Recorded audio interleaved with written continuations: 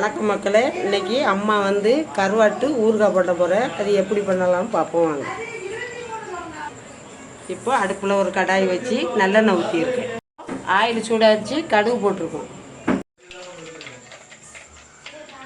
கடுகு பொரிஞ்சிட்டு இப்போ கருவேப்பிலை போட்டாச்சு, பூண்டு போடுறேன்.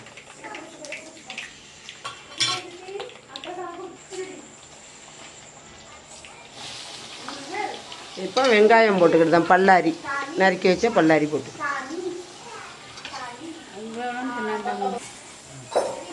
இப்போ வெங்காயம் நல்லா வதங்கிக்கிட்டு இருக்கு.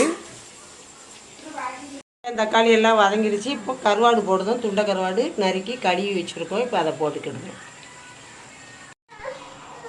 இப்போ நல்லா இந்த மாதிரி வதக்கிக்கிட்டே இருக்கணும். நம்ம நல்லா வதங்கணும். எல்லாம் கருவாடெல்லாம் நல்லா வதங்கி கரைஞ்சி அவ்வளோ அருமையாக இருக்குது. இது ஒரு மாதம் ஆனாலும் கெட்டு போகாது. நம்ம வச்சுக்கிடலாம். 2 கரண்டி மல்லிப்பொடி போடுதோம்.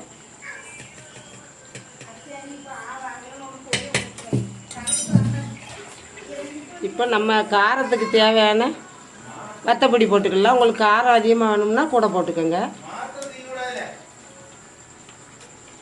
வத்தப்பொடி போட்டுக்கிட்டோம். 1 ஸ்பூன் மஞ்சள் பொடி போட்டுக்கணும். கருவாட்டு ஊறுகாய் ரெடி ஆயிடுச்சு. பாருங்கள் எவ்வளோ அருமையாக இருக்குது பாருங்கள். எண்ணெய் பிரிஞ்சு அழகாக வந்துட்டு கருவாடெல்லாம் நல்லா வெந்துருச்சு. இது வந்து வெள்ளை சோறுக்கு அவ்வளோ அருமையாக இருக்கும். பழைய சோறுக்கும் அவ்வளோ அருமையாக இருக்கும். இதை வந்து இந்த மாதிரி செஞ்சு சாப்பிட்டு பாருங்கள். இரும்பு சட்டியில் தான் இதை வந்து செய்யணும். இதை வந்து இந்த ஈயச்சட்டி, சில்வர் பாத்திரம் இதெல்லாம் அடி பிடிக்கும்.